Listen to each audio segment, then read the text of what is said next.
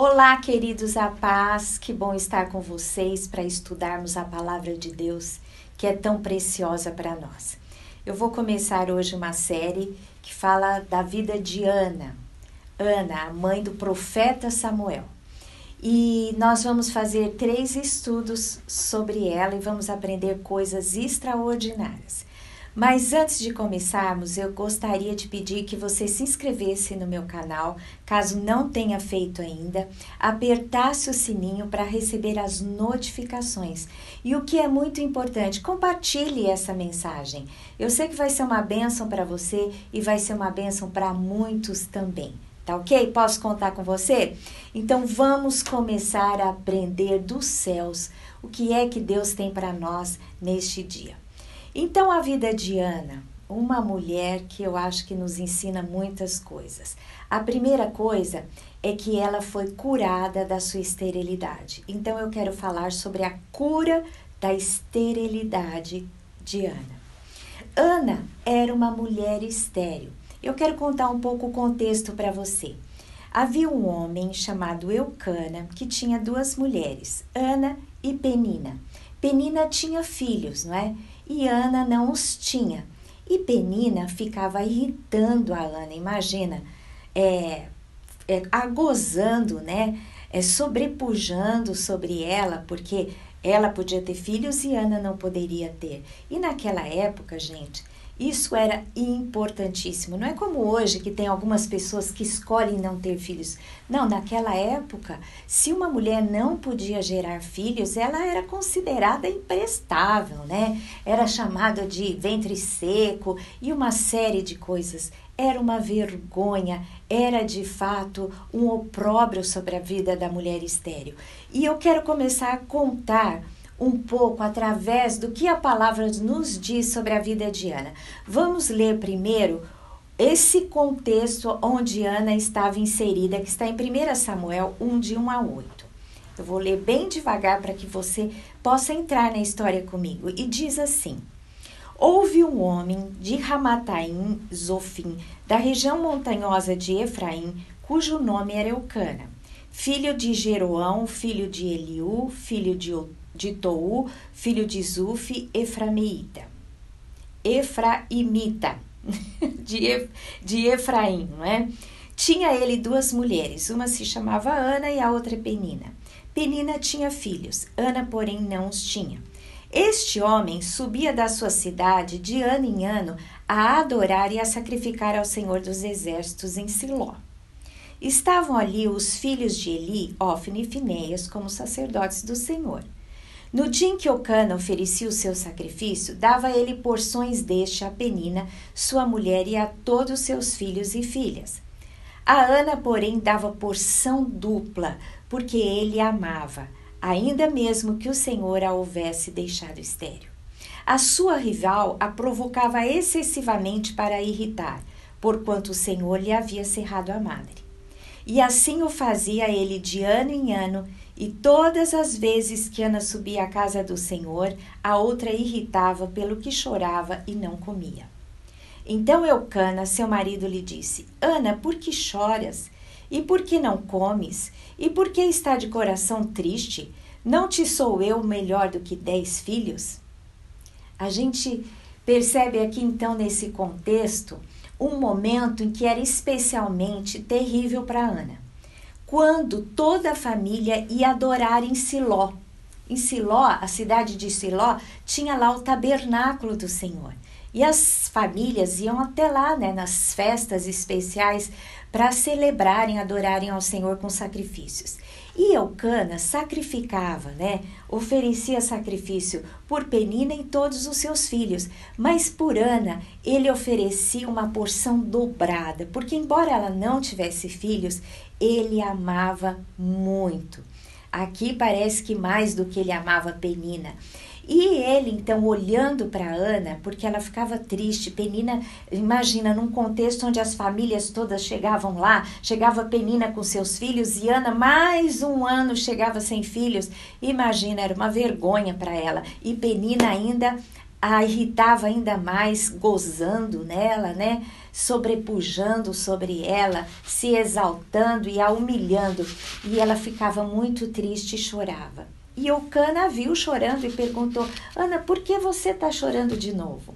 Você imagina que não devia ser fácil para Eucana ver a tristeza, né, da sua esposa que tanto ele amava. Mais uma vez, Ana estava chorando pela falta de filhos. E ele parece que tenta consolar e diz assim: eu não sou para você um bom marido, eu não valho mais do que 10 filhos.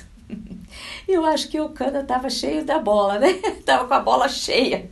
E porque ele se achava, né, um bom marido, falava: olha, você não precisa ficar triste porque você não tem filhos, porque você tem um marido excelente. Eu aqui parafraseando, né? Imagino, mas uma coisa não substitui a outra.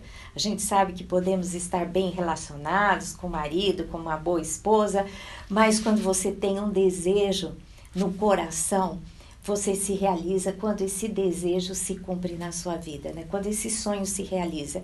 E Ana queria ser mãe de filhos, queria ter filhos, né? E então não adiantava, nada consolava. Uma coisa que é importante aqui é que Ana entendia a sua esterilidade. Ela reconhecia e ela vivenciava de maneira profunda e dramática, né? De forma dramática, de forma sentida, de forma dolorida. E eu acho que quando nós temos um problema, quando nós temos uma esterilidade em qualquer área, a primeira coisa que temos que fazer é reconhecer a nossa esterilidade. Não adianta jogar para debaixo do tapete, fazer de conta que ela não existe, não é? Ou jogar a culpa para o outro. Ela podia culpar, não é, o marido dela, porque você não me dá filhos, alguma coisa do tipo. Não, ela sabia que aquele era um problema e que ela precisava resolver. E ela, então, tomou atitude, assim como nós, quando reconhecemos alguma esterilidade na nossa vida, seja ela na vida profissional, sabe, você não dá frutos, você não progride, tá parado há muitos anos, nunca sai do mesmo lugar, você tem que entender a sua esterilidade, a sua falta de progresso e buscar então uma solução para isso. Se você tem esterilidade em qualquer área, se você quer gerar filhos e não pode, se você quer ter frutos na vida espiritual e está estéril, se no seu relacionamento com Deus há esterilidade, não há comunhão, não há progresso, não há intimidade, tudo isso, a primeira coisa que temos que fazer é reconhecer, não é? Arregaçar as mangas e agir. E em segundo lugar, foi o que Ana fez. Ana clamou por sua cura. Nós precisamos nos posicionar, né, no nosso problema, arregaçar as mangas e procurar a resposta no lugar certo, que é em Deus. Deus é que tem a resposta, Deus é que tem a cura para a nossa esterilidade, Deus tem a cura para todas as áreas da nossa vida. E foi o que Ana fez. E eu vou ler o texto que relata isso.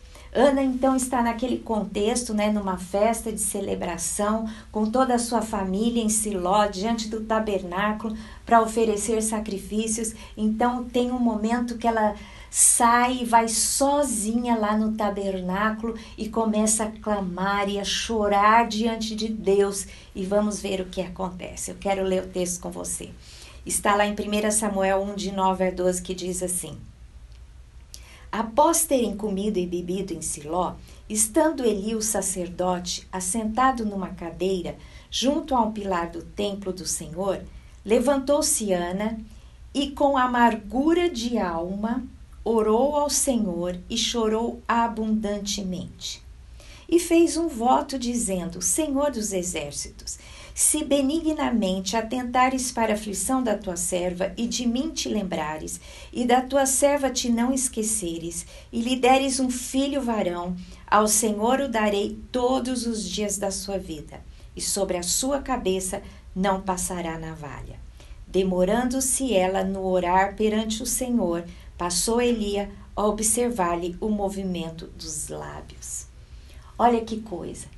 Ana foi procurar no lugar certo, ela foi procurar na presença do Senhor. E ela foi lá e ela derramou a sua alma. Aqui diz assim que depois que ela estava todo mundo junto, comendo ali, ela saiu e foi buscar do Senhor a solução para o seu problema. E diz assim, ó, que ela chorou abundantemente, porque ela derramou diante do Senhor a amargura da sua alma. Muitas vezes a gente tem amargura na nossa alma por causa de algum problema e a gente fica derramando amargura em todos os lugares que passamos, não é? Quando a amargura que temos no coração por algum problema, a gente tem que derramar diante do Senhor, com lágrimas, não é? Lavar a alma, como dizem por aí, coloquialmente falando. Eu adoro lavar a alma diante do Senhor, porque até o Senhor nos garante que Ele recolhe as nossas lágrimas. Deus conta tudo que nós fazemos diante dEle, e Ele recolhe as nossas lágrimas e ouve o nosso clamor e cura e nos alivia. E aqui o que acontece? Ele ouve, né? Ele vê que ela está ali orando, e ela não fala alto, ela simplesmente começa a derramar a sua alma, né? Orar ao Senhor, mas ela mexe os lábios sem pronunciar nenhum som. E Eli, o sacerdote, então olha para ela e não entende muito bem o que está acontecendo. Mas o que a gente aprende aqui nessa situação é o seguinte: se você tem alguma dificuldade, é o Senhor que você tem que buscar, para que Ele possa curar a sua vida. Ana buscou a cura, nós precisamos buscar a cura, não vamos aceitar raízes de amargura na nossa vida, não vamos aceitar feridas e dores. Deus tem cura para nós. Ana, ela não se conformou, ano após ano, provavelmente ela ia lá, mas aquele ano foi definitivo, aquele ano, sabe, foi algo que rompeu diante do Senhor, algo especial, porque ela fez um voto ao Senhor. E esse voto, eu não vou entrar em detalhes aqui, mas ela não só orou, mas ela fez um voto, ela fez uma promessa: Senhor, se o Senhor me curar, se o Senhor me der essa bênção, que é um filho desejado, né? Um menino, eu vou te entregar para que ele sirva diante do Senhor. Mais para frente, eu vou fazer todo um estudo sobre o voto de Ana, que é muito impactante. Mas aqui, além de orar, ela fez um voto. E esse voto rompeu os céus para que o Senhor a abençoasse. Então, o conselho de Deus para nós é: busque a cura, porque Deus tem vida plena e Deus tem saúde para nós, tanto na nossa alma, no nosso corpo, como no nosso espírito. E em terceiro lugar e último lugar, Ana tornou-se fértil.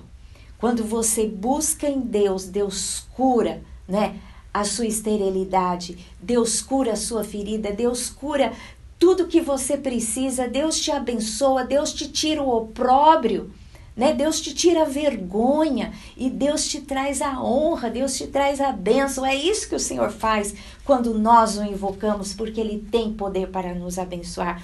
E Ana tornou-se fértil. Em 1 Samuel 1:18-20 relata isso. E disse ela: ache a tua serva mercê diante de ti. Assim a mulher se foi seu caminho e comeu, e o seu semblante já não era triste. Quando ela estava orando, Eli, o sacerdote, chegou diante dela e perguntou o que ela queria. Ela expressou, então declarou a ele que queria um filho. E o que acontece? Ele profetiza que esse filho viria. Aí o texto diz: ela saiu dali, já não estava mais triste. Levantaram-se de madrugada e adoraram perante o Senhor e voltaram. E chegaram à sua casa a Ramá. Eucana coabitou com Ana, sua mulher, e lembrando-se dela o Senhor, ela concebeu e, passado o devido tempo, teve um filho, a que chamou Samuel, pois dizia: do Senhor o pedi. Ou seja, quando ela voltou dali, né, já tinha tomado posse da sua bênção, e aqui diz que ela coabitou com seu marido Eucana e ficou grávida e teve um filho, né, o qual ela chamou Samuel, que significa do Senhor o pedi. O Senhor a abençoou, né, curando a sua esterilidade e a tornando fértil. E o texto continua dizendo, versículo 18-21, Samuel ministrava perante o Senhor sendo ainda menino.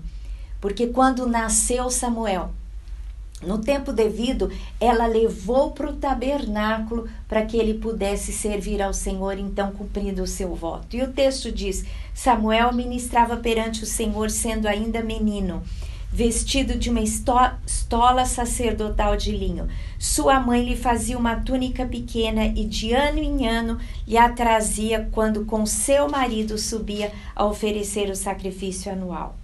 Eli abençoava Elcana e a sua mulher e dizia: o Senhor te dê filhos desta mulher em lugar do filho que devolveu ao Senhor. E voltaram para a sua casa. Abençoou, pois, o Senhor a Ana, e ela concebeu e teve 3 filhos e 2 filhas, e o jovem Samuel crescia diante do Senhor. O que a gente vê aqui é que ela foi abençoada com o filho, a qual chamou Samuel, o qual ela devolveu ao Senhor para ministrar no templo do Senhor, como havia prometido. E o Senhor deu a ela mais 5 filhos, 3 filhos e 2 filhas. Ela se tornou uma mulher fértil. A sua vergonha saiu e a bênção do Senhor veio sobre a sua vida. E reconhecidamente ela se tornou favorecida do Senhor. É assim que acontece conosco quando buscamos ao Senhor. Ele cura a nossa esterilidade e nos torna férteis.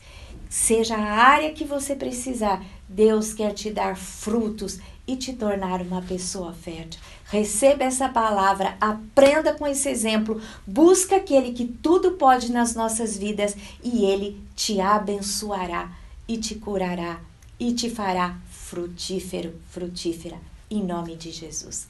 Deus te abençoe.